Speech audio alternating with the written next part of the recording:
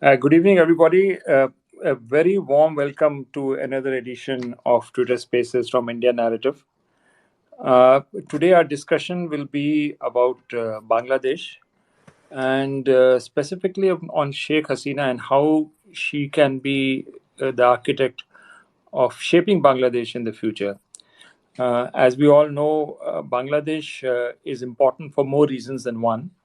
From an economic perspective, it's already a middle income country and in fact can be a role model for many others. It has impact geographically. It is linked both with South Asia and Southeast Asia.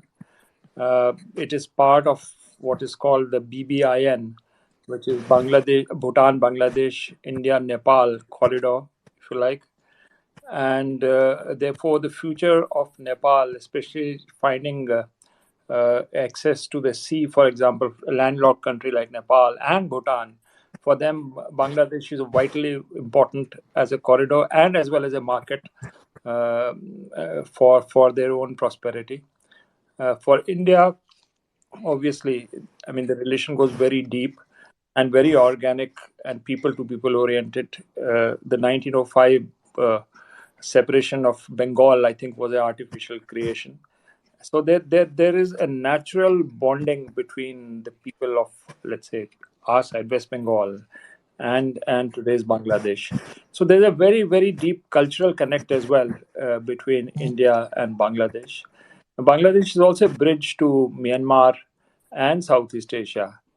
So what happens in Bangladesh has a resonance far beyond its own geographical boundaries. Ideologically, Bangladesh is exceptionally important because, as Badrul Saab and we have been discussing earlier, that what Bangladesh represented after its birth in 1971 was Bengali nationalism. It was linguistic nationalism, and it was founded on a progressive identity of secularism, of separation of religion and state. And that is the legacy which has continued from the time of Mujib Rahman, the Bangabandhu. But Mujib's assassination and thereafter the interruptions which took place in another direction, which in a way Sheikh Hasina gets back into the core identity of Bangladesh. And she's the modernizer, she's carrying that progressive Bengali nationalism legacy forward. But she's facing enormous amount of challenges from radical groups. We all know about what happened in the 2016 uh, uh, Holy Bakery case, where there was this attempt, a big terror attack in the heart of Dhaka. So it reflects another kind of a narrative which is there in Bangladesh, which is of radicalism, which is represented by groups like Hifazat movement, and recently we saw the attacks on Ahmadiyas. So there is that streak of radicalism and intolerance which is also there inside Bangladesh. So, but which will be the dominant narrative as we go forward, even in the ideological sense? Would Bangladesh also be a role model for other Islamic nations if Bengali nationalism and secular nationalism prevails? I think it would be. But that these are the topics which we need to discuss as we go forward, because what is happening or what will happen in Bangladesh, as I said, has a footprint far beyond its own borders, and we are at this cusp where it can go either way. So I think this is the broad framework of our discussion. And Badrul Saab, if I can request you, the importance of Sheikh Hasina. Why is it so important that she prevails and wins these elections? Thank you, Atul Najaji. It was you put the argument very well. Now, the reason why Sheikh Hasina is important, I'll go back to the last 14 years and then even further back, the first 5 years of Sheikh Hasina's government from 1996 to 2001, and then from 2009 till now. They have been very, very decisive for the country, very important for Bangladesh in the sense that, in a broad way of speaking, we in Bangladesh have attempted under the Awami League government under Sheikh Hasina to get back to our political moorings, our historical moorings, dating back to 1971. As you've already said, you've already put it, there were these interruptions, see, unnatural and unfavorable interruptions in our long journey in the last 52 years of Bangladesh's existence. Now, today, Sheikh Hasina is in a very strong position, and if we go by the record, the political record of Bangladesh, she is the strongest leader that Bangladesh has had. Bangabandhu Sheikh Mujibur Rahman, her father and our father of the nation, of course, he led the country to independence through his political programs, and then, of course, when he was arrested in 1971 on the 25th of March and spirited away to the then West Pakistan. His colleagues in the Awami League, four of them, Sayyid Nazrul Islam, Tajuddin Ahmed, M. Mansoor Ali, and then A.H.M. Kamruzaman, and of course Colonel Osmani, they conducted the war and they brought the whole liberation movement to fruition. And then, of course, it was all of it was disturbed. We know the rest, so we need not go back to the history of the two military regimes and quasi-military governments that we have had. Save only to say that in 1975, what happened was a counter-revolution in Bangladesh. Things went back. What Sheikh Hasina's government has been doing, so with popular support, of course, with the people's support, of course, that doesn't mean that Sheikh Hasina's government or the country doesn't have any problems. There are a whole lot of problems that we face in different areas. But you see, on the question of the ethos of the country, on the question of the theme along which Bangladesh has been moving, is important. Economically, Bangladesh has progressed far ahead. So we are graduating from LDC status to middle income country status in the year 2026. And then again, within the country, economic progress has been made. Of course, there's the complaint that there are differences, a widening gap between the rich and the not so rich and the poor. Those are also being dealt with.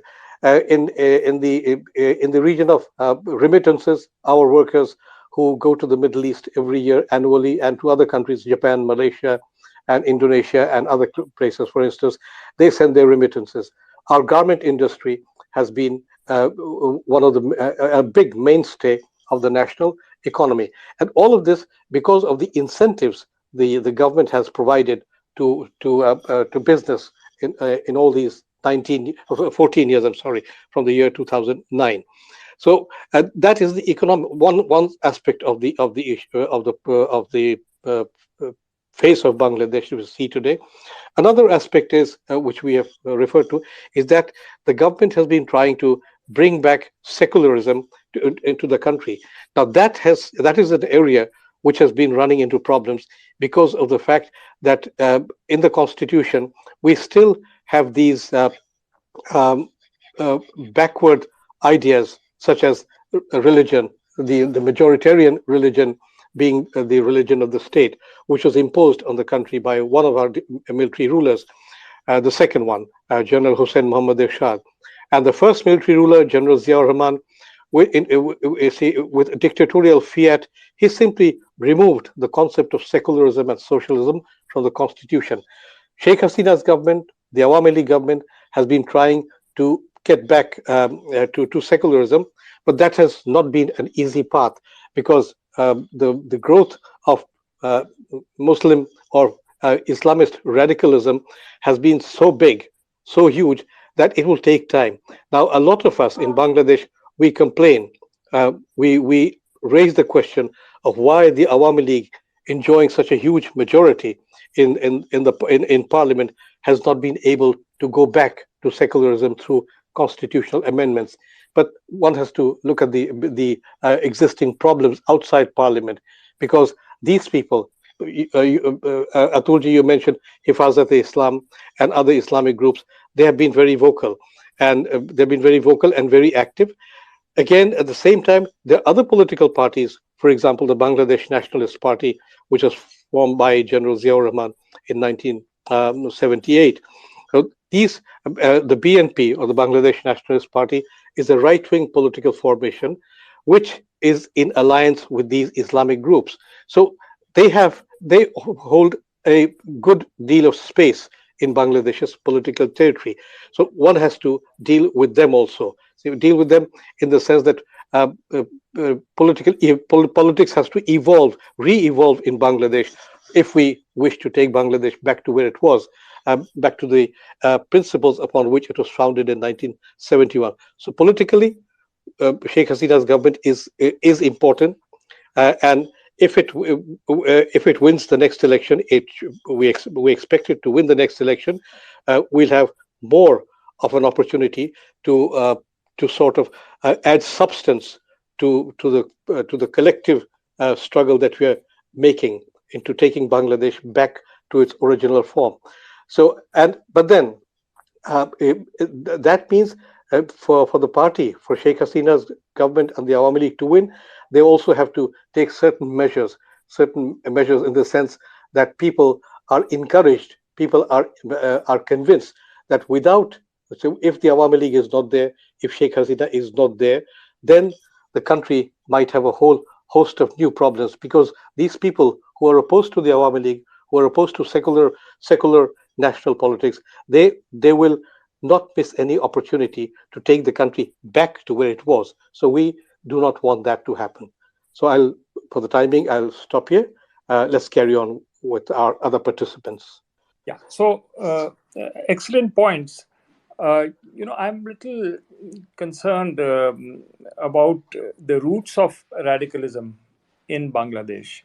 I remember you wrote an article for India Narrative where you mentioned the role of Maududi. I mean, what are the ideological? I mean, where did it really start indigenously, and is there an influence of radical Islam coming from those who have migrated to maybe Saudi Arabia, to Gulf countries, and then who are coming back into Bangladesh? Are they another stream which is feeding into, let's say, some kind of a Wahhabi ideology? Uh, Uh, or yeah. we are also in the age of social media. I just want to get a feel of the roots of this radicalism, just to gauge that Hmm. how potent it is as a threat to Sheikh Hasina and her brand of politics. Well, Atulji, there are 2 points that need to be made here. The roots of radicalism, roots of religious politics, if that goes back to the mid 1970s.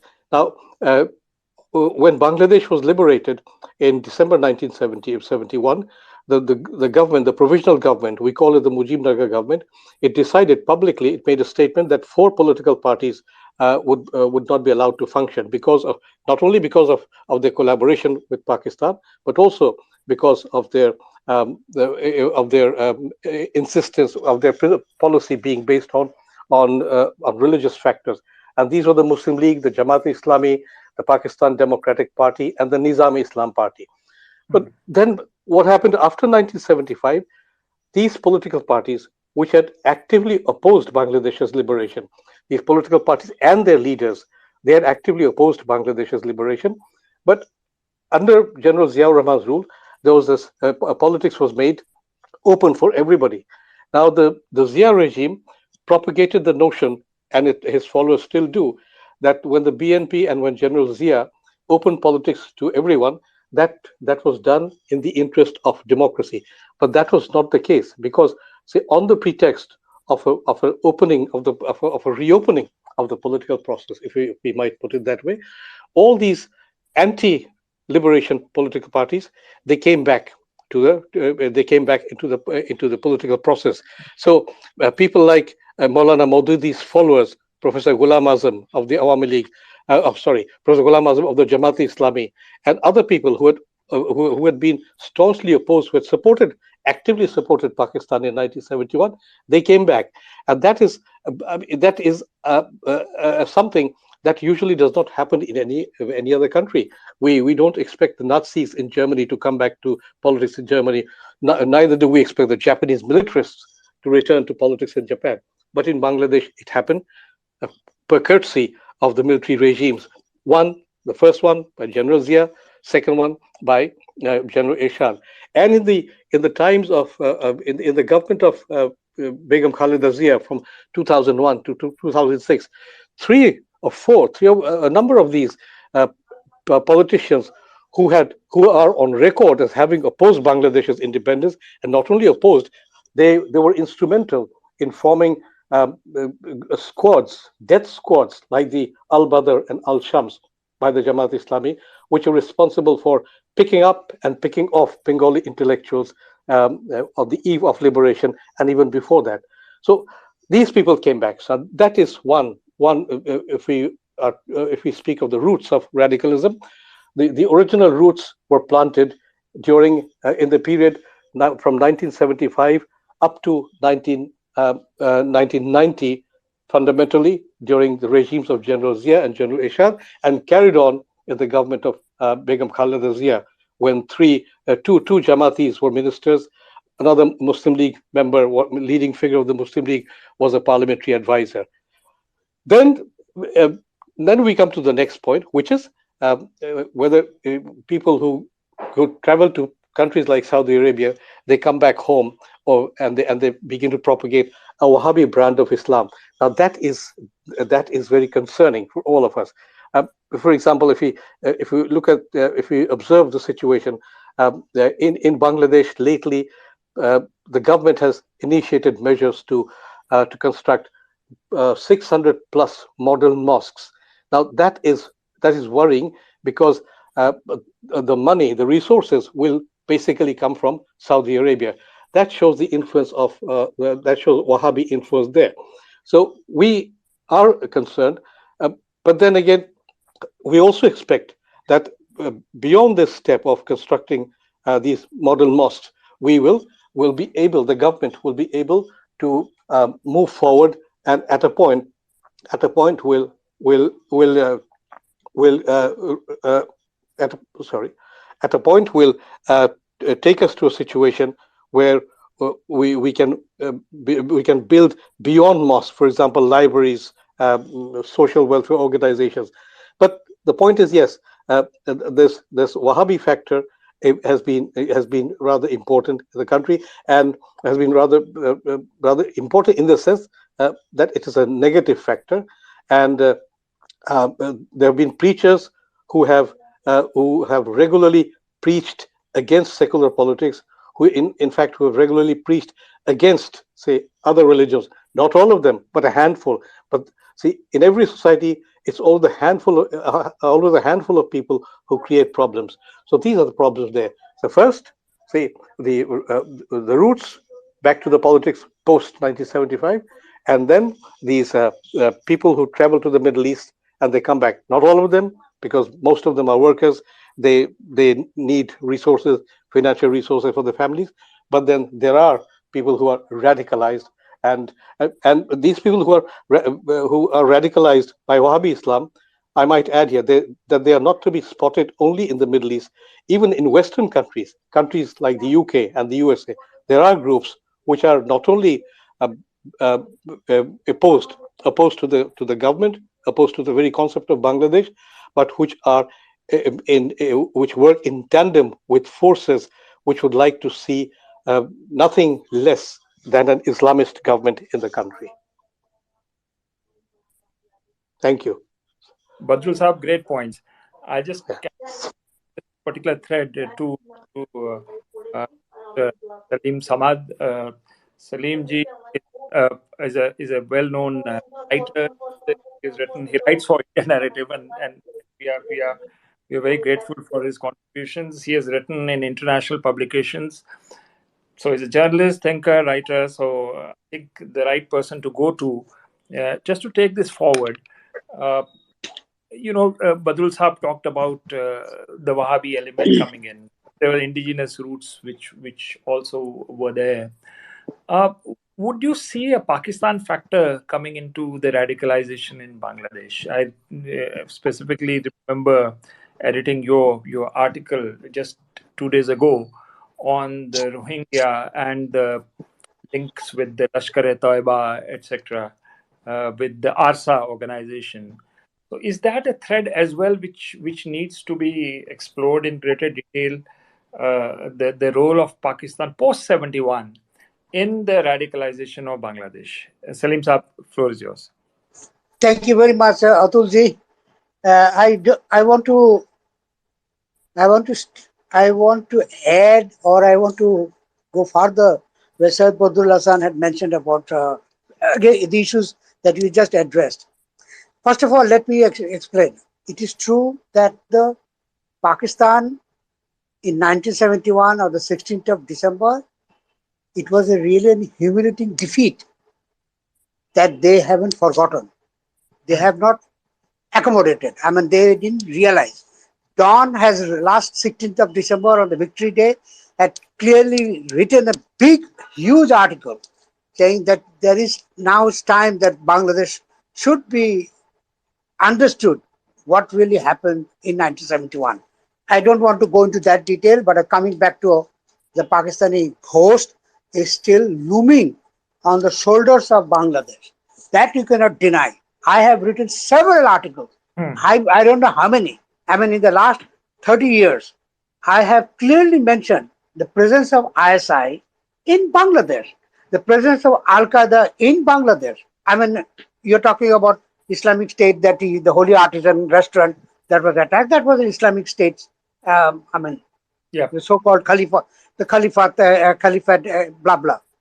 I have uh, been when I was a stringer for Time magazine. I had an article, two articles. In fact, one was a cover story in the Time magazine, which clearly defined how Al Qaeda had moved away from Afghanistan because of the war against terror, and they moved, of course, in Pakistan, and then they were relocated in Dhaka. Hmm. That I have proved in the Time magazine, and that's one of the reasons I went to prison for that, for writing that cover story. Though Time magazine didn't mention my name, but in a later article, of course, they mentioned my name. So I went to prison only for that. So this Al Qaeda's relocation in Dhaka in 2001. I mean, when Khaleda Zia's regime was in power, I mean, just came to power. So it was in 2002 that the Al Qaeda was relocated in Dhaka. In fact, the communication and the finance department was in Dhaka, and I had been able to meet them, but only for a few minutes. But let's not go into that detail. ISI had negotiated with my means. I don't want to use the my because nowadays sometimes I don't feel like owning this country. I have been a Liberation War veteran, but still I don't. Sometimes I don't want to. I mean, Hmm.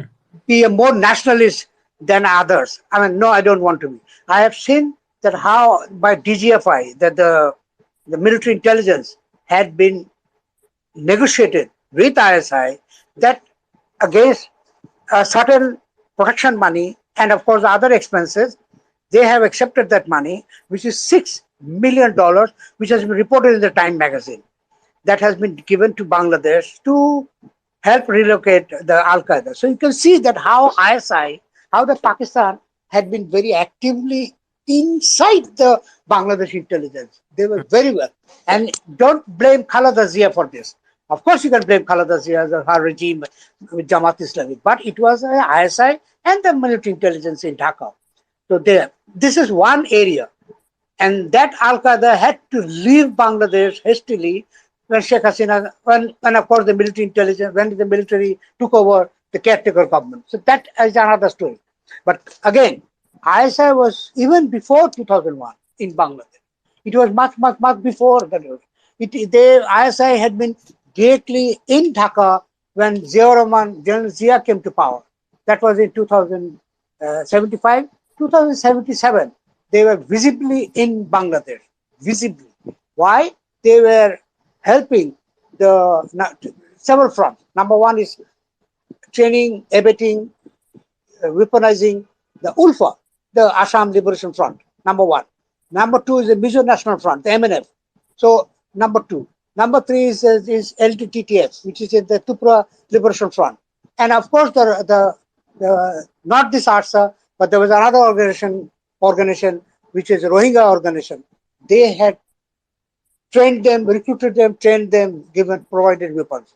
I don't know how much Pakistan has so much of foreign currency to support all this activity, but this is visible. And one thing is visible, that when Paras Borua's that Ulfa. arms, the Paras Borua of Ulfa, when his shiploads of weapons has been caught in the Chittagong port in 2003. So you can understand it was a totally an ISI operation.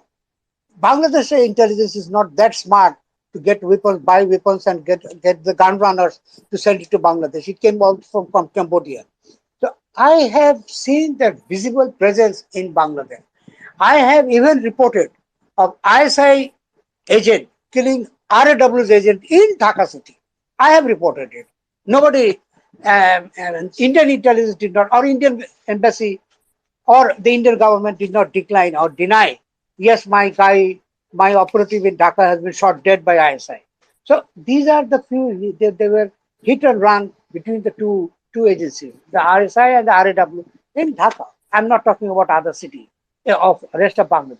So we can understand that ISI's presence is very well inside Bangladesh even today. Yes, Sheikh Hasina, when she came to power in 2000, early 2009, she in fact had been able to uh, push back or hand over all the separatist leaders of different states from Mizo, the Tripura, and of course the Assam. So she was able to push them, and most of the leaders have been handed over to India, and now they have, some of them has negotiated with Delhi, and they have a peace talks. So that's a different. But I don't believe that ISI has lost hope or they are frustrated. So they are still keeping their fingerprints on in Bangladesh, and now they have ASA, the Arakan, that Islamist jihadi group, where they have been recruited and trained and financed by by ISI, directly by ISI. And even it is this ASA's report of the leader who was born in Pakistan was reported in Pakistan Dawn newspaper. I picked up from Dawn newspaper. I didn't pick up from security agencies in Dhaka. No, they did not. I don't know whether they are aware of it. Of course, they are aware of it right now. So Dawn had mentioned about the ASA's development and recruitment. So you can see that it is a ISA has not is still there. But again, I want to add to one Syed Badullah Hassan had mentioned. If you allow me 2 minutes Please go. to add to Syed Badullah Hassan. He had mentioned about the Islamist organization, the political parties. Political parties in Islamist parties are visible. They are registered with the election commission, except the Jamaat Islami. Jamaat Islam has been dropped. The name has been dropped by the election commission because there's a high court verdict that Jamaat Islami is not an independent Bangladeshi organization, political party. So obviously, so the case is still pending in the higher court whether the Jamaat Islam should be banned. So it didn't happen in the last 12 years. The High Court, Supreme Court did not give any verdict whether Jamaat Islam should be banned. It's still pending in the High Court. Sorry, in the Supreme Court. So this is one area. But there are other Islamist organizations with whom Bangladesh Awami League, Sheikh Hasina's party, had negotiated. This is public. They had signed an MOU with Islamic IOJ, the Islamic organization that's IOJ. They have Harkatul Jihad. Harkatul Jihad openly had a press conference in Dhaka with the Jamaat Islam, with the Awami League. So we are always blaming Jamaat Islami for everything. But it's Awami League has also done this. And today, if you're talking about Hifazat, it is Hifazat who has been given shelter. Awami League gives the shelter to Hifazat.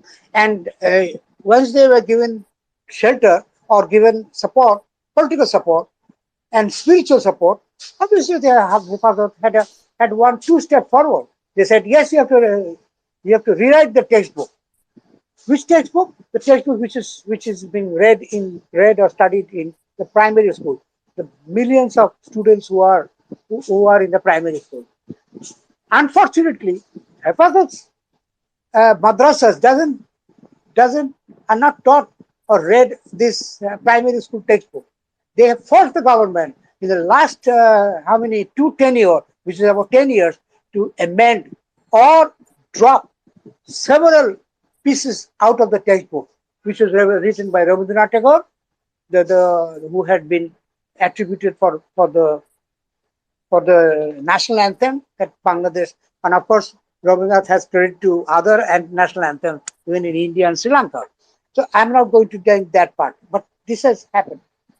Now the government had the Awami League government have openly have said yes, we haven't amended anything in this year's textbook, and that's a lie. They have changed the picture. This is the drawing of all the textbooks from the way. So the boy who's wearing a short, I mean in Bangladesh we say half pant, they have been wearing a pajama and a Punjabi. I mean a kurta and a Punjabi. So they have redrawn it. Yes, the text has not been changed. The girl who is wearing a frock, I mean just a short, they have been in salwar and kurta and whatever. So you can see, and of course, a small piece of cloth on the head, not a hijab, but a piece of cloth over the head. But this has been done to, in fact, to make the Jama Hifazat Islam happy. Why you have to make the Jama Hifazat Islam? Will Hifazat Islam ever vote for you? They have voted you before? Never. They will vote for you tomorrow? No. They will vote their own people. They have their own dynamic, their own how do I say that the people that they like, and we do not know what they are going to do. Yes, Hepazot has been broken into two pieces. That is again a military intelligence had been very kind enough to do that, but that didn't help much because they're still working with all the madrasas. And another the deadly thing that has been done. I would repeat the word deadly for one reason, that Jamaat Islami, we always blame Jamaat Islam for everything. But Sheikh Hasina's government have amended the job description of the job requirement of the job education in the military, in the police, and in the cadre service. They have allowed the madrasa graduates to apply in the military, police, and other security agencies as well as in the cadre service.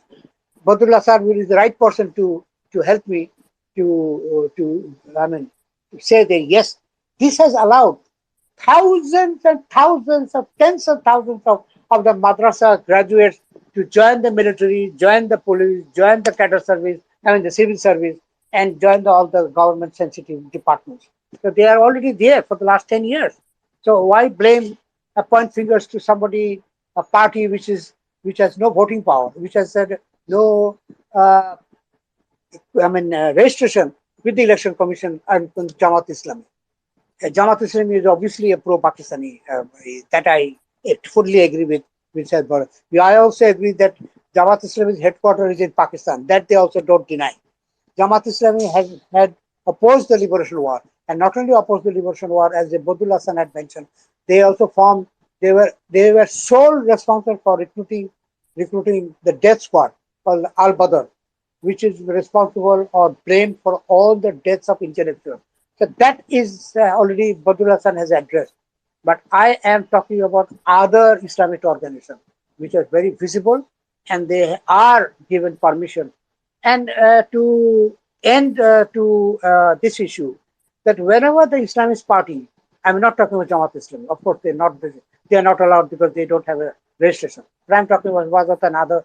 There are several, nearly a dozen Islamist parties, small, big, medium Islamist party, and and Awami League has an alliance with two Islamist organizations. They are with the 14-party alliance of the. So what is it, whenever they want to hold an election, a public meeting, a rally, or wherever in the stadium or especially in the district town and small town, the civil administration, the police administration give permission to hold that political meeting, as well as the wars, the Islamic sermon that they do for the whole night. They are given permission.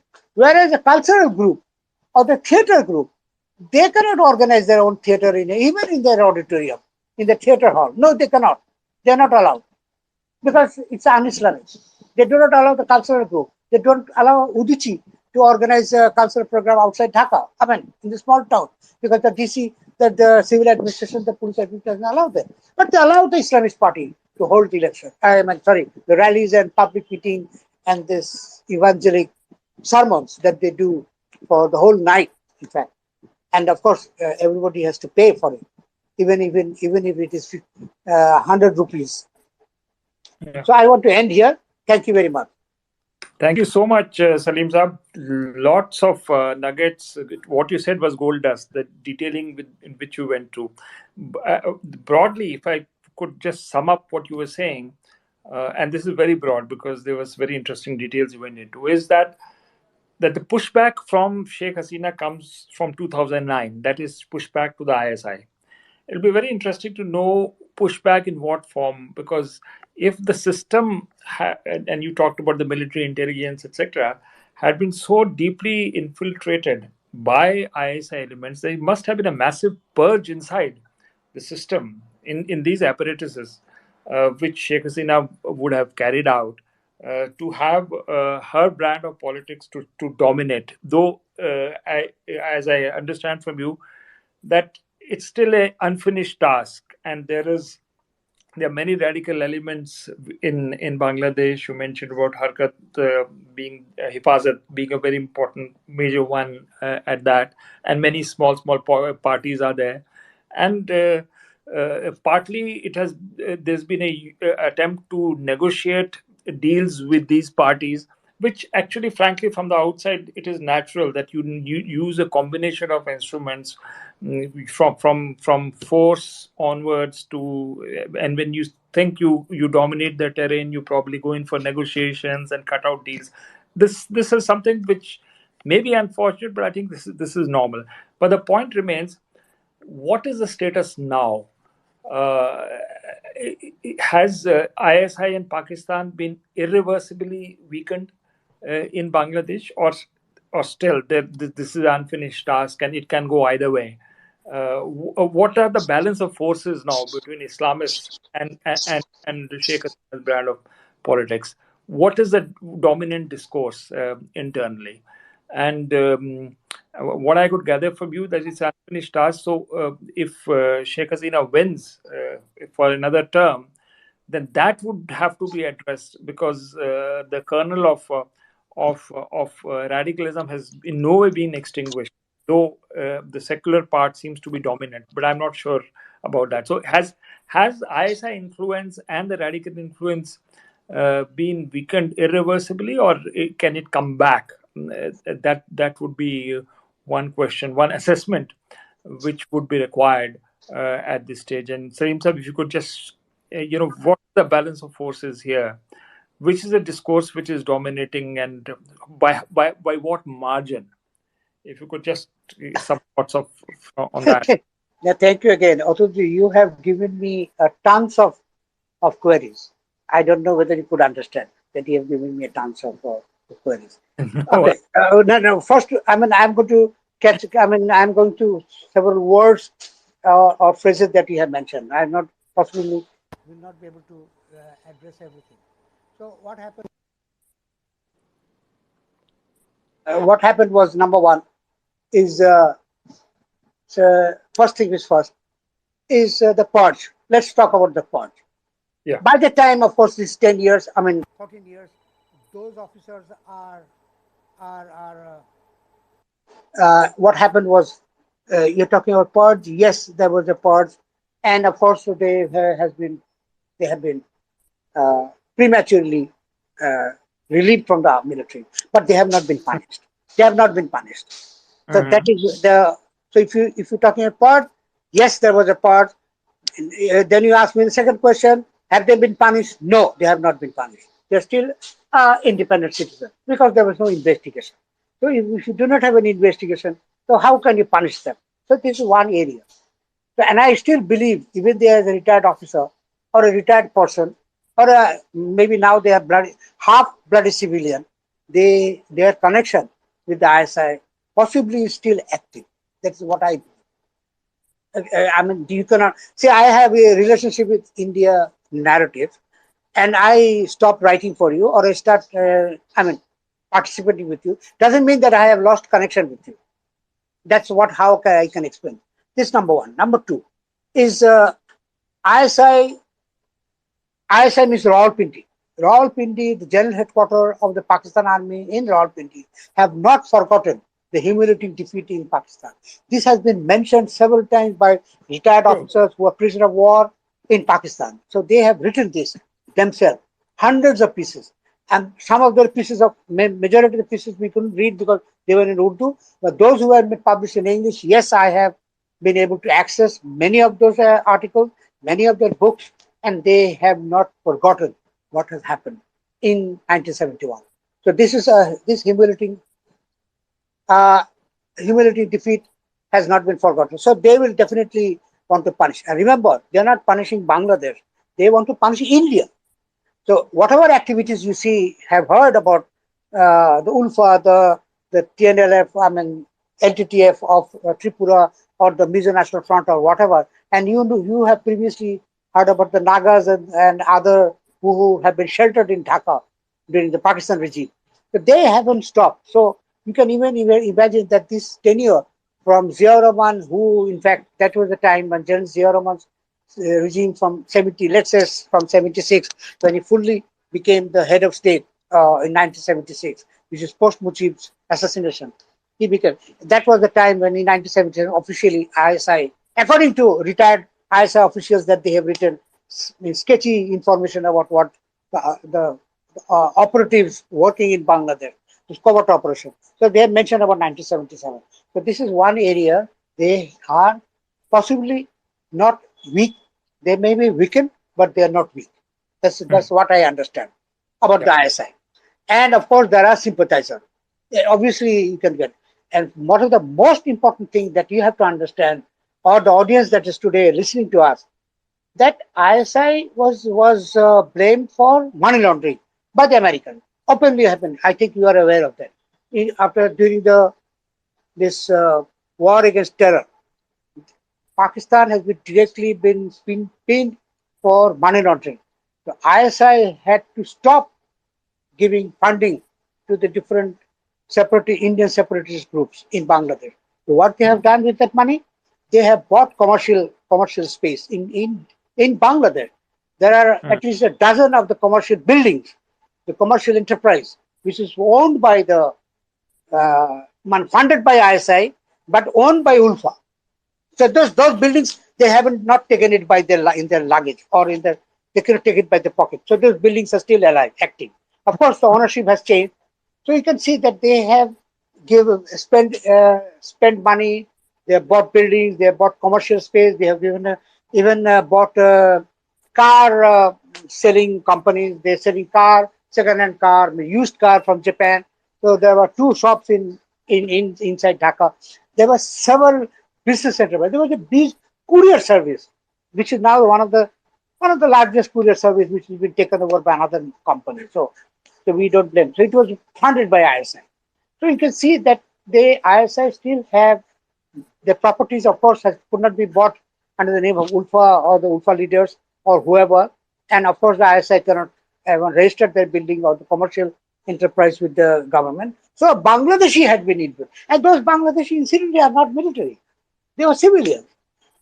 They're bad businessmen, traders. So they have, but because their ownership is registered by say Salim. So and see, what I did was very smart. What I did was immediately I sold it. So this has been sold it. So one Indian journalist who came from Delhi was investigating to all the what happened to those buildings or the commercial enterprise, and we have found that it has already changed by 6 or 7 hands. So the original owner is missing. His name is not available. So we couldn't trace the original owner. So this is one area, a gray area that is still there. So Bangladesh is vulnerable to anti-Indian operations, the covert operation. I believe they haven't forgotten. They will not forget. They'll continue to do this. So wherever there is a weak government, and in 2001, the former ISI chief who retired, and there was a problem with him, and there was a case, and the case went to the High Court in Islamabad, and where he confessed that the ISI had paid $3.6 million to Khaleda Zia for contesting the election, to win that election. $3.6 million. According to him, I am not sure whether the figure was actually $3.6 million was actually delivered or funneled. That's not an area where I should Yeah. investigate. But this has been published in the Pakistan newspaper, that how the ISI chief had confessed that how they were operating in Bangladesh, and especially one area about Khaleda Zia's election campaign. So you can see that they haven't stopped. Maybe in the next election, possibly their BNP did not participate in the previous election. So possibly they have not been paid, or they have money had not been received. So when there's a very common proverb that you throw the money and then the circus is going to start. That's a very a folk tale. In Bangladesh we often say, throw the money, the circus will start. So the circus possibly had been started. So this is one area that I think has happened. And if you talk about Sheikh Hasina, yes, Sheikh Hasina is very aware, and that's one of the reasons that I must mention that the ISI was able to recruit ARSA leadership. That's true. They were able to fund them. That's true. But the second, what's the most important is supplying weapons. That they have failed. Hmm. ARSA is very poor in their ordinance. Why? Because ISI could not send the weapons because of the strict vigilance of Sheikh Hasina's security Hmm. agency. So this is one, I mean, green area where you can see some hope. And of course, Sheikh Hasina is very much aware of what is happening. And you must be aware that Sheikh Hasina is very much pissed off with Pakistan, Islamabad. She even in 19 in that was I was in Observer and Syed Badul Hassan. I was a colleague with him in Syed Badul Hassan in Observer in Dhaka, where I had reported in the newspaper, especially one area, that the ARSA could not organize a major operation with the Burmese military or the Burmese force. So that was hit and run, and that hit and run, even the Dackers can organize this level of operation. But if you are coming to one issue is that Sheikh Hasina, even that what I reported in Observer, Sheikh Hasina wanted to shut down the Bangladesh High Commission in Islamabad. She literally wanted to shut down, and she moved all the diplomats from Islamabad to Dhaka. Okay. So, and she was so upset with Islamabad. And it was I should mention it was United States, Washington, as well as India. They begged to Sheikh Hasina, and that is what I mentioned. I reported that both the countries had requested Hasina, please do not scrap diplomatic relationships with Pakistan. We need Pakistan for South Asia security. I mean this war against terror. So obviously, so Sheikh Hasina had agreed. So you can see that she is so pissed off with Pakistan that now, yes, there is a high commissioner in Islamabad right now. Again, in Bangladesh, Sheikh Hasina's government refused to give accreditation to a Pakistani high commissioner for 7 years. Only last year, the high commissioner had come into and took, I mean, whatever the diplomatic, I mean, whatever their diplomatic facilities or do they have done here in Bangladesh. And of course, officially, the High Commissioner had to meet the Prime Minister and the head of state. But that has been done, and that's it. So you can see that this has also happened. So she is not still happy with Pakistan. She even had to cancel the flights from Dhaka to Karachi. So you can understand there's so much of anger, and I wouldn't use the word hatred, anger with the regime in Islamabad. So the flights from Dhaka to Karachi was diverted. So all the flights have started going from Dhaka. They do not touch Karachi. They all go direct to the Gulf countries. So this has happened. Even she didn't allow this Turkish Airlines, which are Turkish Airlines coming from Istanbul to Karachi, Karachi to Dhaka. That has also been stopped. So no flights from Pakistan will come to Dhaka. So Hmm. so these are the few things that I can Excellent. mention Uh, that whatever you have raised. If I that's missed great. something, maybe I can join you later on. Yeah, yeah. And I, and and I can already see 4 or 5 themes of your articles for Indian narrative after what you've oh my spoken. God! Oh my God! Don't say that. And you are my editor. I have to comply with you. Oh, never mind. Yeah, yeah. Thanks so much, Salim Sam. I'd like to draw in Mr. Shantanu Mukherjee, who has spent some years in Dhaka with the Indian High Commission there, and he has, being a Bengali, also has a natural insight into what's happening inside Bangladesh. Shantanu sir, would you like to? What do you think of now? How comfortable is India with the situation inside Bangladesh? And are there still some deep security concerns which are hampering a deeper engagement between India and Bangladesh? Bangladesh is central to India's Act East policy. For the Northeast, this is the spur.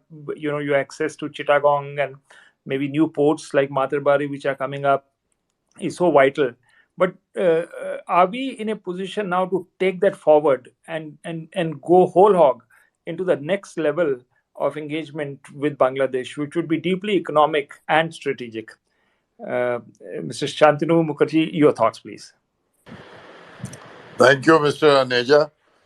Most of the enlightening things have been spoken rather elaborately by our friends Salim Saab and Badrul Hassan Saab.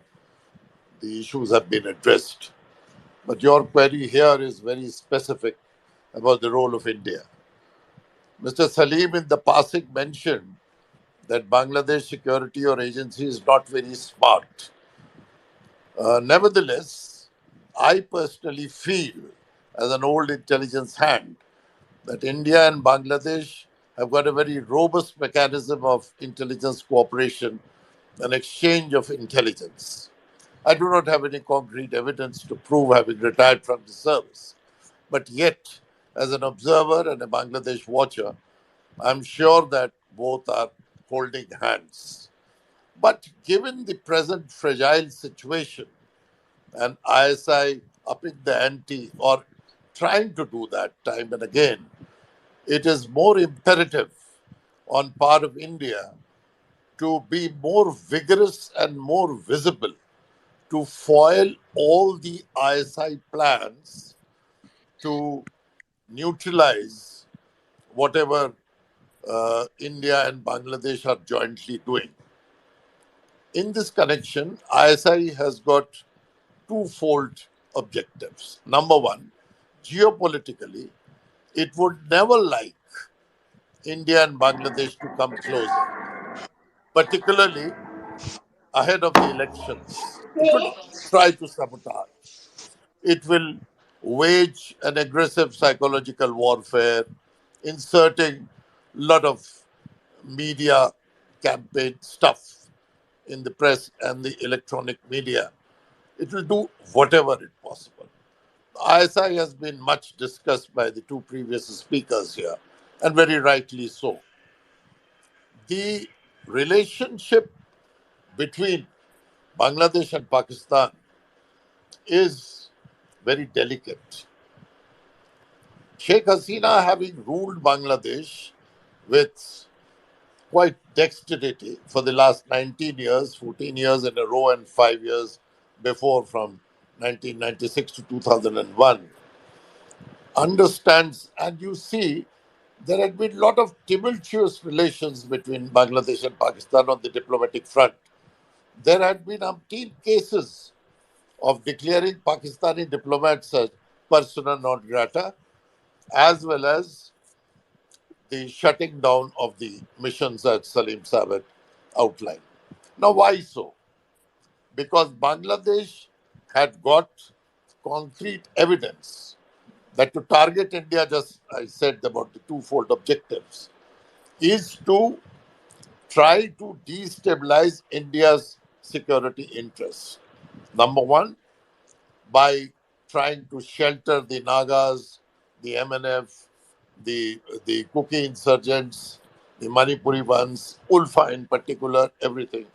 And number two, huge circulation of Indian fake Indian currency note published or printed in Pakistan and circulated through the Pakistan High Commission in Dhaka.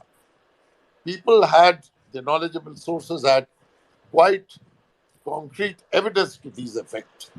These things should not be allowed, especially ahead of the elections. This dynamics must be contained at any cost. Another point which came up was about the role of ISI in aiding ARSA. One should know, and perhaps many know here, that on 17th August 2017, when the first push of the Rohingyas was done by the Burmese military, and that is how the influx began, and today it stands to nearly 12 lakh of Rohingya refugees sheltered in various parts of Bangladesh or in one particular camp. ISI Lieutenant Colonel and a Major were present on the Burmese side, on the border side near Teknaf, and they were directing all the operations. So it will be very an act of complacency on part of Bangladesh security, which I would like to flag, to lower its guard, that everything is hunky dory and everything is under control. We should not, both India and Bangladesh, lower their guard over the ISI activities. The High Commission is open, and I can see Sheikh Hasina's predicament also.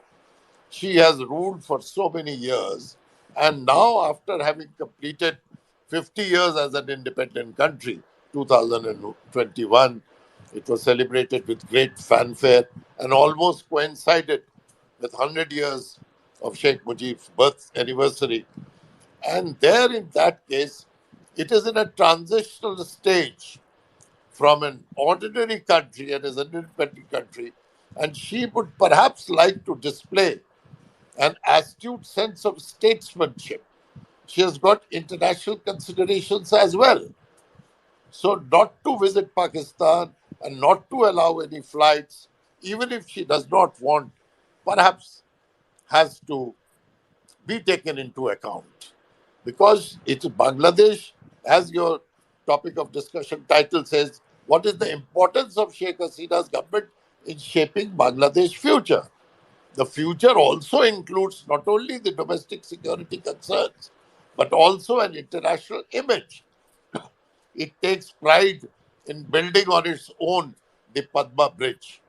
Sheikh Hasina's vision in ignoring the Western pressure, in declaring the last held elections as sham, or the Western pressure spearheaded by ex presidents like Clinton and gang to say that Professor Yunus, the Nobel laureate, should be factored and should not be ignored. So Hasina's political stature, I'm reading it with importance of her in shaping Bangladesh future, is extremely important. It's a very delicate and tightrope walking on her part, and she has to do it coupling with great sense of statesmanship, cool-headedness, and immense maturity.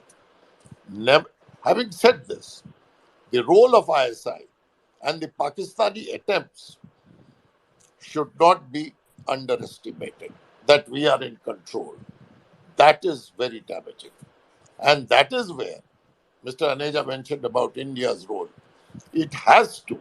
It has to take India into factor. And India should also take a proactive step, a more initiative in ensuring, I'm sure it is doing to see with its vast experience, having handled ISI, must have countered so many offensive operations on ISI's part. That is why we see a relative tranquil on the Indian side, whether in Kashmir, whether in sheltering Ulfa, etc., has to be.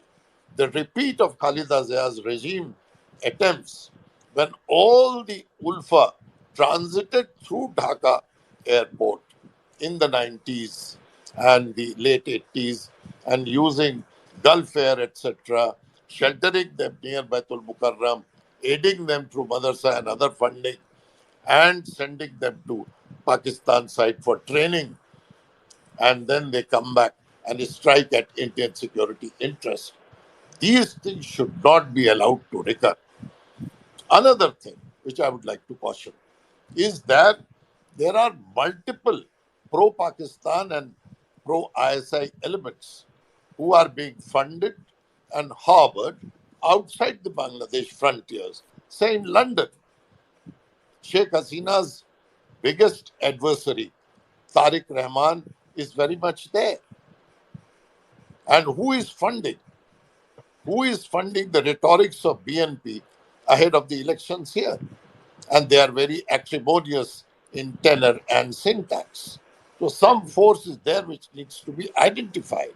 And that is how we should strengthen Sheikh Hadiza's hand so that the government is able to shape its future, and that would determine her importance in the national and the international arenas. That is what is very important.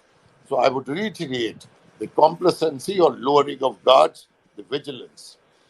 The speakers before, Salim Saab and Badrul Hassan, they mentioned about the arms haul which had come from Cambodia. Definitely.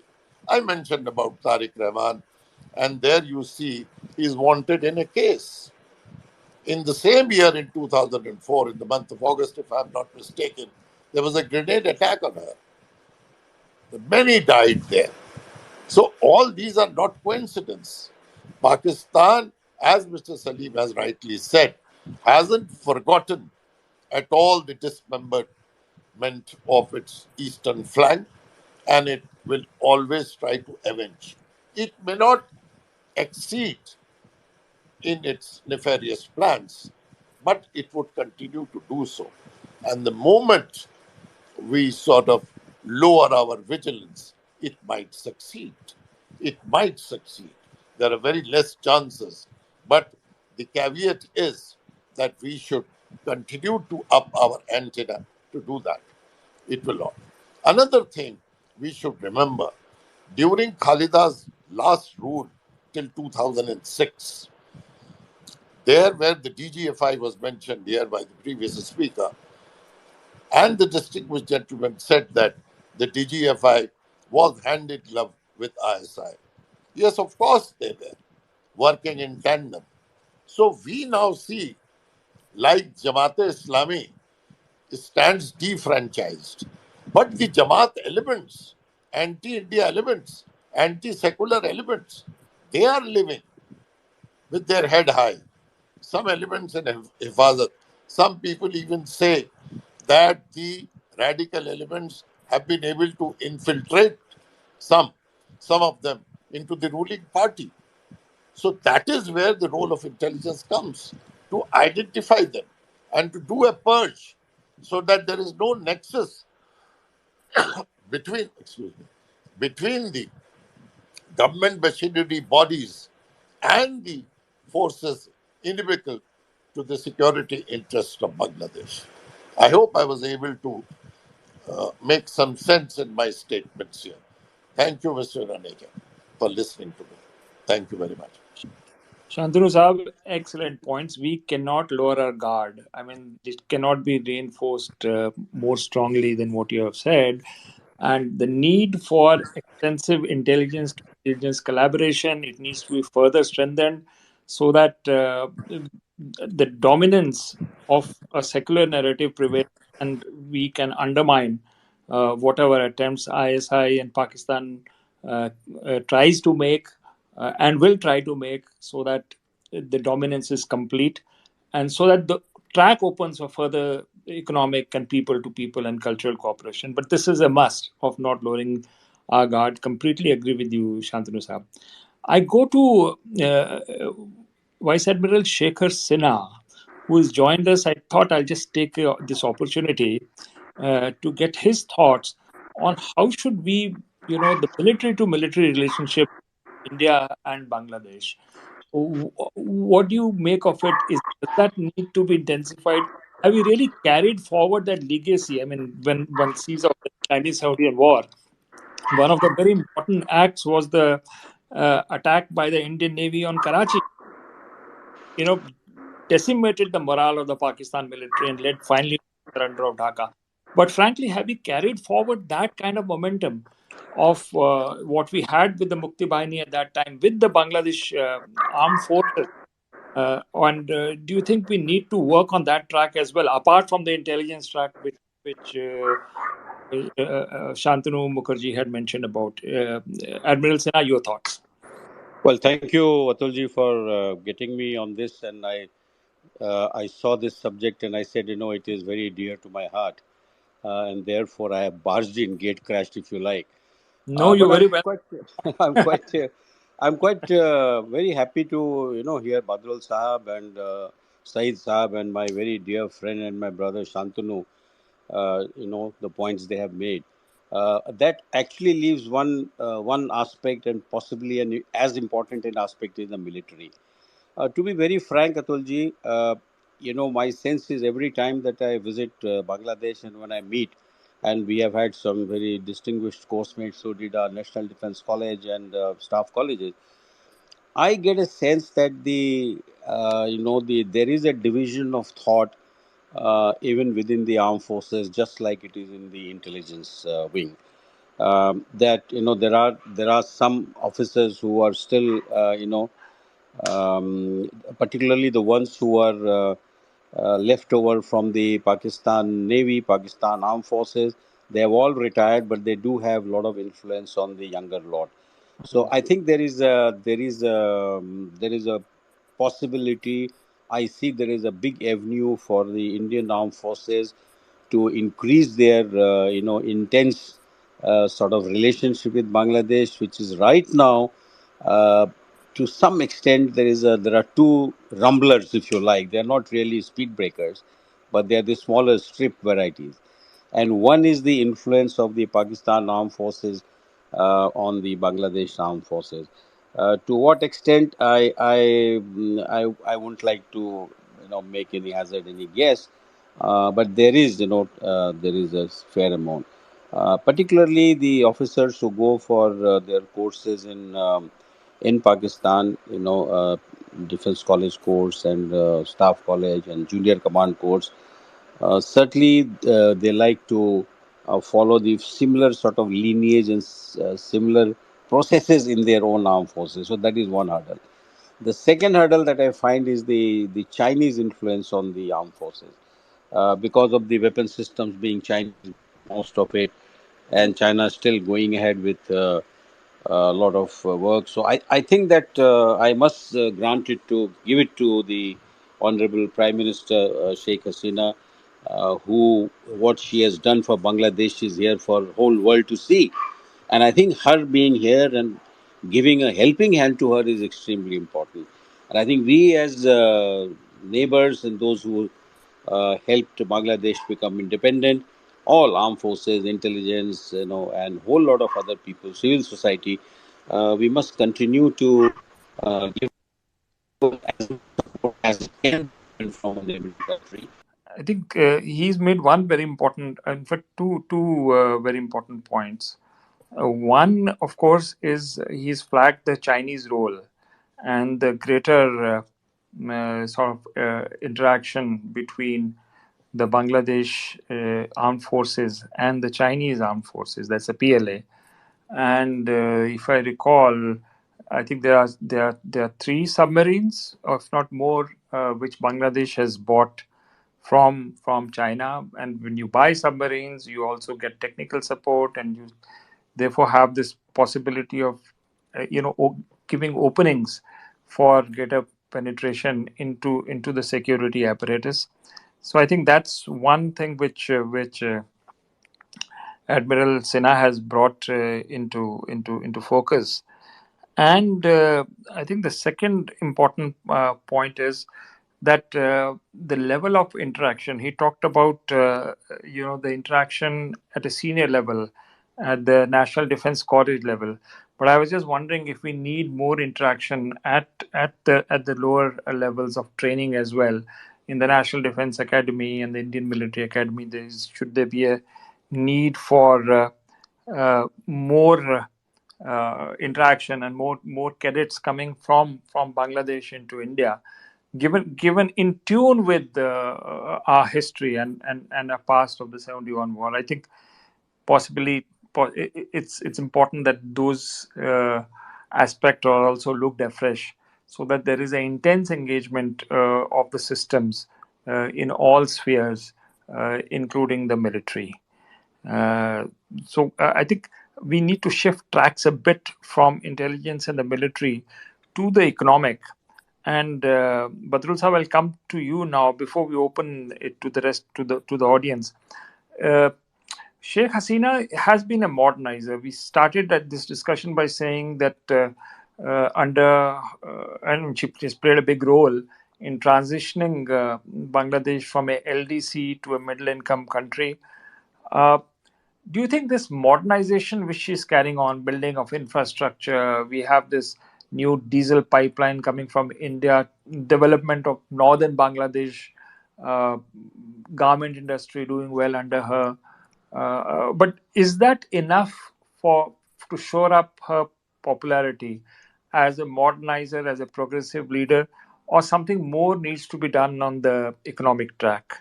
Badrul Saab, could I have your thoughts on that? Thank you, Atulji. Yes, you're right. She is a modernizer, the Prime Minister in these present times, and her pronouncements have always been about a modern Bangladesh. And of late, she and her government have been talking of a smart Bangladesh. So by smart Bangladesh, she of course also means a smart and enlightened Bangladesh, and that is something which resonates with our people. Now, these economic measures that her government has been taking, either on the government's own initiatives, and then again with the cooperation of countries like India and Japan, and even the Chinese. If you recall the Padma Bridge, which was supposed to have been funded by the World Bank, she and the World Bank leveled charges of corruption against certain officials, which charges did not hold water later on. But that shows that Sheikh Hasina's government and Sheikh Hasina herself are very nationalistic. She's a modernizer, and she's also a nationalist in the same mold that her father was, that the Mujibnagar government was, in the same mold that we all are. People like me who have we've seen, we've experienced the war of liberation. Um, we consider ourselves nationalists, even nationalists today, and this nationalism has been a major factor in Sheikh Hasina's policy of modernization, and she has been speaking of economic progress from that LDC factor is there. From LDC, we're moving to middle income country status, and within the country, see there are other measures which have been taken. The infrastructure, see road infrastructure, and the health complexes and other social welfare schemes, they are being taken up. So when we and in this entire process, business is being encouraged, exports are being encouraged, imports, say the emphasis on imports is decreasing slowly, very slowly, but hopefully it will decline to a greater extent in future. But our emphasis on exports is going up, and uh, part of the economic part of economic policy seems to be, or appears to be, that the country has to move beyond its two main earners of foreign exchange, the garment industries, ready-made garments industries, and remittances. And of course, certain foreign visitors who have been to Bangladesh, they've also advised us on this particular thing. But prior to their visit, prior to their advice, the government has been emphasizing exports, the growth of the export industry, like, for example, fruits and other machinery. But that emphasis has been there. So, in that sense, Sheikh Hasina is a modernizer. And again, when you listen to her, when she speaks of a Bangladesh of the future, because she has already stated her goals of turning Bangladesh into a smart, developed country by 2041. Now this is 2023, and a lot of people have accused her of trying to maneuver to stay in power till 2041. That is not the point. The point is whoever comes after her, whichever leadership comes after her, the policies that she has adopted in the economy, even in foreign policy, even in domestic politics. She wants to make sure, and she has been emphasizing the fact that this country will move back again to secular liberalism, and to do that, it has to be a modern state. Now, in the country, in Bangladesh today, we have a number of public universities. We have a huge number of private universities where students are graduating, and a very intelligent crop of students has been coming up, and employment opportunities are being created. It's not enough. See, for a population of 160 million in 1971, we were 75 million. Now we have 160 plus million. So these job opportunities are not enough. But then again, the growth of industry, private industry, that has been helping people a huge deal. We have smart young people and women who've been coming into the job sector. The only thing that is worrying for us is this question of brain drain. A number of people, young people who go abroad, most of them do not want to come back. That has to be stopped, and that can only be stopped if measures are taken for ensuring the employment within the country. And employment is not only related to university graduates or young people graduating from universities. Also, these small industries are being developed. Women entrepreneurs are being encouraged to come up. We have a number of women who are in business these days, playing a very leading role in industry and developing the economy. So overall, and if I may stretch the idea a little, even in the professions, in the services, government services, this question of modernization, that also factors in here, because in the civil service today, if you observe the Bangladesh civil service today, we have a good number of women who are holding top positions, secretaries of different ministries in the government. We have women who have joined the military, women who have joined the police, women who have served in the UN peacekeeping force, are serving in the UN peacekeeping force in certain countries in Africa. So this question of modernization, this question of Sheikh Hasina being a modern leader, stretches. It begins with her emphasis on the economy. It goes to her foreign policy, and it also goes to her to other political factors, to the role that Bangladesh can play or has been playing in the last 14 years that she has been in power. In the first 5 years in government, 1996 to 2001, it was a question of putting a house in order. Now, I think she has got the entire idea of the process, and she's regarded as a firm administrator, and even her ministers uh, uh, are always differential to her, in the sense that if she approves policy, that policy goes into implementation. Uh, what she has to do now in the run up to the next general election, either at the end of the year or early January, she has to place these policies of modernization. She and her government have to emphasize these policies before the public. So to move away from the economy, to move away from the politics that is being propagated by the opposition. Of course, the opposition may have its own point of view, but the process of development that has been inaugurated in the last 14 years, that has to be preserved. And every political party outside the Awami League knows that this process cannot be disturbed. So I think, yes, to go back to your question, Sheikh Hasina is a modern leader.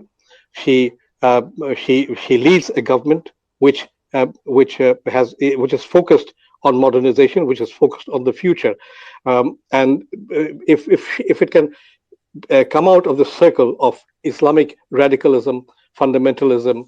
If we can come out of parties which are always arguing about history, about the background of Bangladeshi history, if she can take her party, take a government out of it by ensuring the fact that history it is right. And she's yes, I may add here that over the last 14 years, her government has been putting history back where it belongs. History has been very much disturbed in our country, as you might, as all of us know, and she is putting history back where it belongs, and now she is moving ahead. So I would say, as a citizen, as a citizen, like any other citizen, yes, we in Bangladesh may not always agree with what the Awami League does in certain areas. We may have our points of dissent with the Awami League, but overall, the government is on the right track where development is concerned. Thank you, sir. Excellent, excellent, Madhur Sahab. There are many questions which come to my mind, but I think that will be unfair on the audience. So, would like people now to join in and raise their questions. Rahul, would you like to make some comments or ask the speaker some question? Rahul Kumar is my colleague in India Narrative. And if you want to talk to him about what's happening in Balochistan, the AFPAC area, please feel to do that after this program or in the days to come. Rahul, go ahead. Right. Atul, thank you very much for opening up the floor. I think I just have one question, which I think is very pertinent. I would like one of the speakers to elaborate on India and Bangladesh relations. I believe, they have been given an impetus because of Prime Minister Modi and because of Madam Hasina. So, can we have some insight into what ignited, what led to this positive relationship between these two great leaders? Well, I'll be very brief. Rahul Kumar, he said what ignited this process of cooperation between Bangladesh and India. Well, we need to go back to the year 2014 when the BJP government came into office. The feeling in Bangladesh was that with the BJP in power and with the Awami League in power in Bangladesh, things would not go very smoothly because traditionally the Congress, the Indian National Congress, and the Awami League had been on very good terms. So we had our suspicions in 2014 as to whether relations would stay the same or would be on a downward slide. That has not happened. That has not happened for some particular reasons.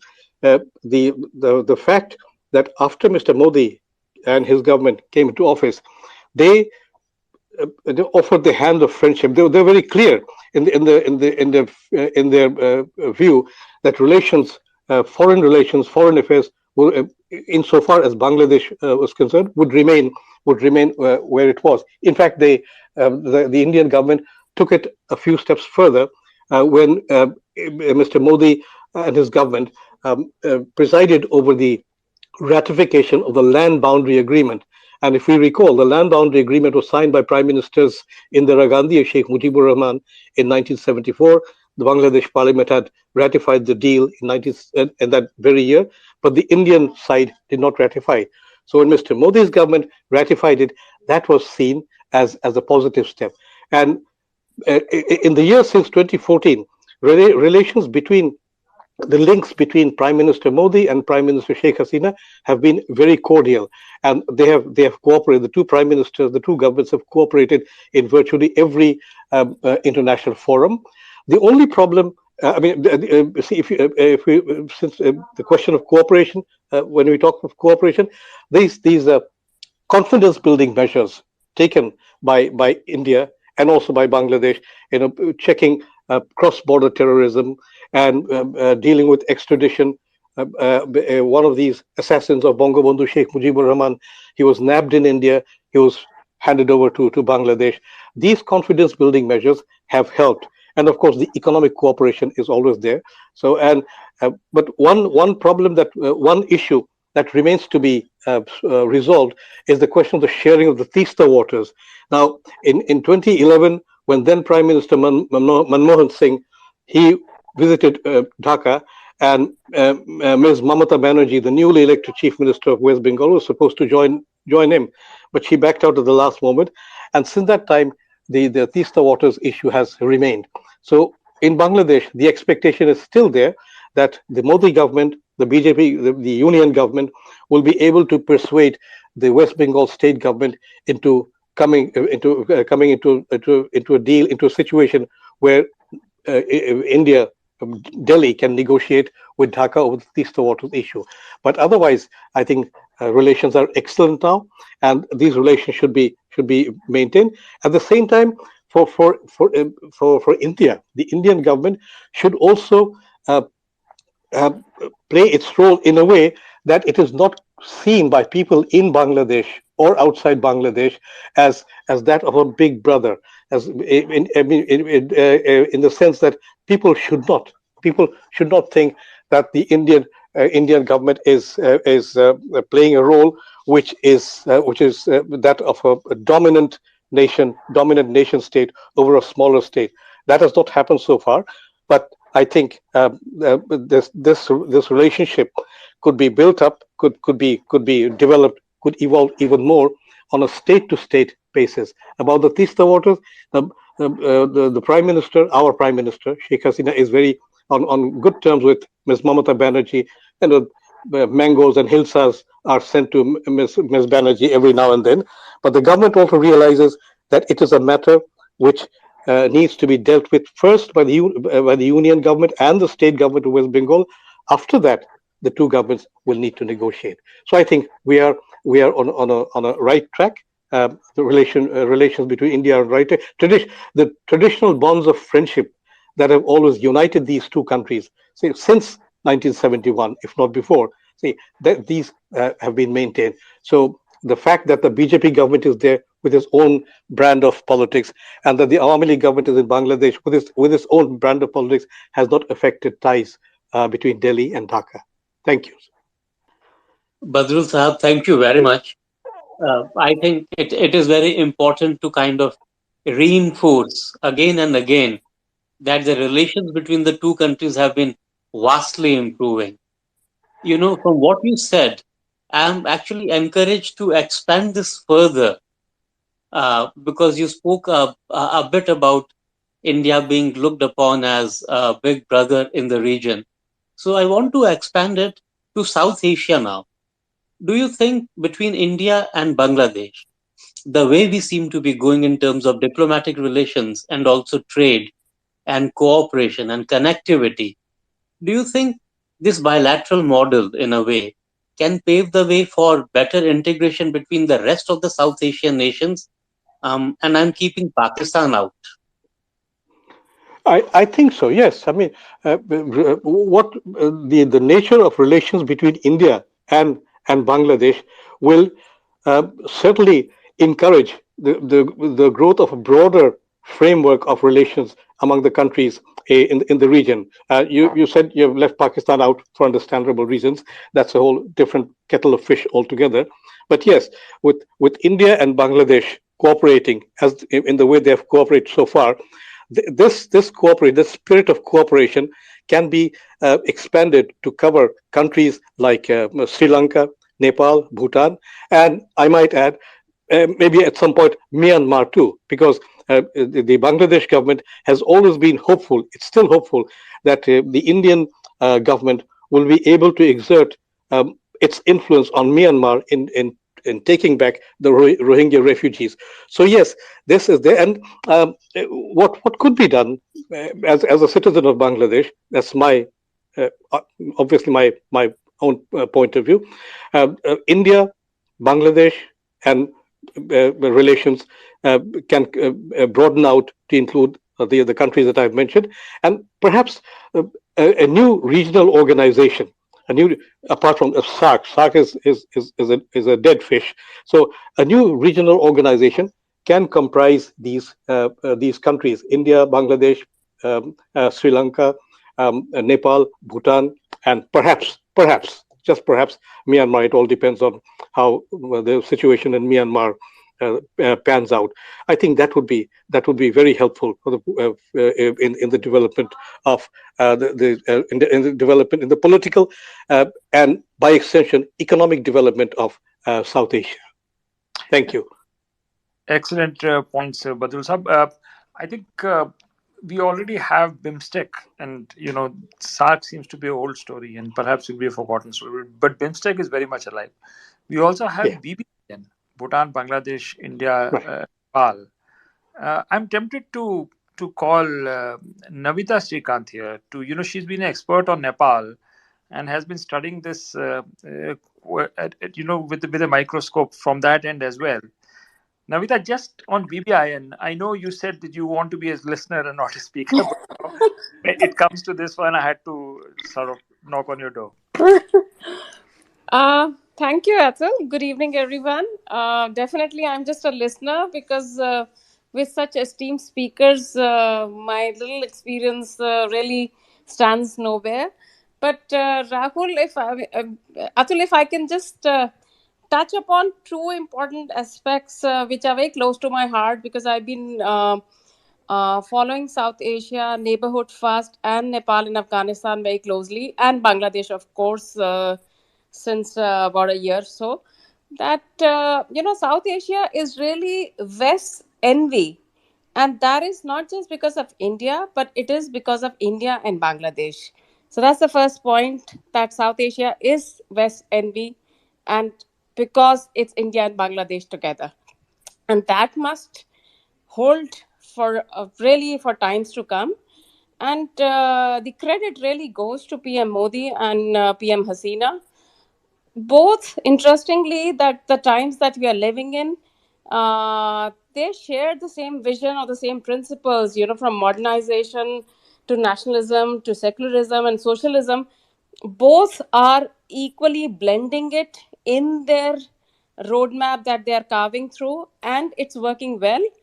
And there is a lot of so in a way we are natural allies, as well as the friendship that we share as leaders. Now how that has paved out, and I give two examples.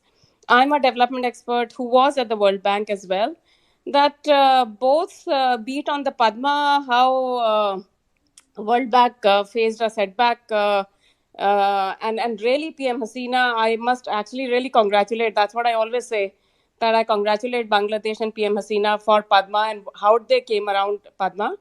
And what India, there was a DIR on health projects, and which is where India also stood firm with World Bank findings. So I think what again the region is envy will continue to be one, because we are standing up strong to these multilateral agencies from the West who tend to push their finding.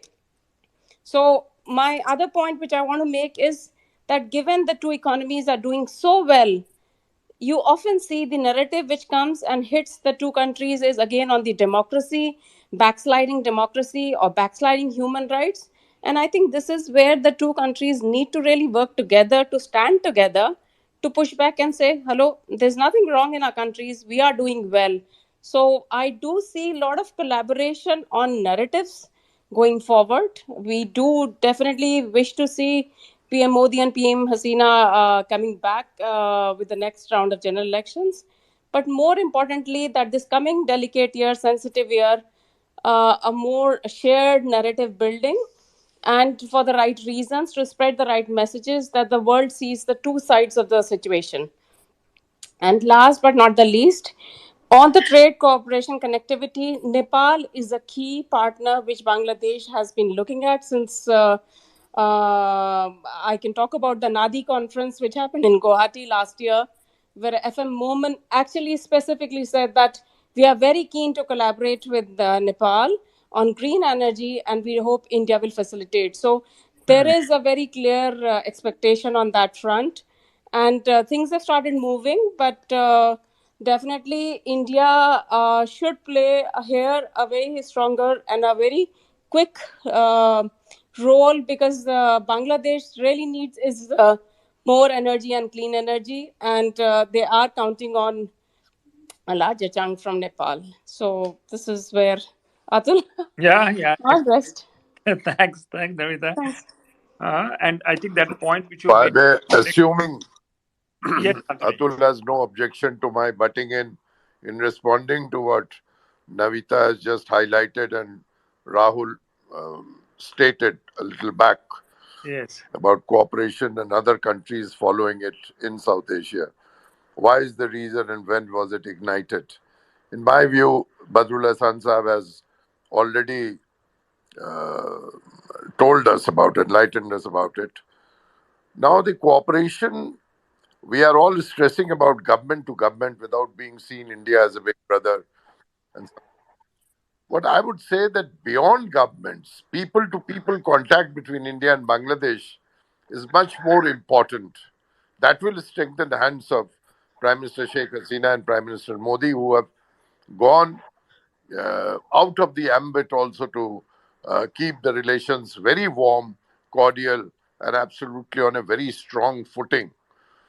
And in that, to be more specific about it, we have seen communal riots taking place in Bangladesh very recently. Ahmadiyas were hit. Before that, Hindus, before Durga Pujas, of course, they were hit. There were some cases of sort of idols being vandalized, desecrated, and defiled, etc., etc. So now, if the cultural cooperation between people to people, between civil rights groups, between other organizations between them, they also promote communal unity, harmony, and work towards the strengthening of the bilateral relations between the two countries. That will go a long way. Having said this, if this is set as an example by two friendly neighbors, that is India and Bangladesh, I'm sure Myanmar would follow it. Pakistan has already been left out by Rahul, very rightly so. Sri Lanka, Myanmar, Bhutan to some extent, and Nepal, of course, Nambika has said about it. So there we see that they will follow suit, and we'll be able to set ourselves at the harbingers of peace and one of the best examples where the other South Asian countries can emulate from and forge ahead. Thank you very much.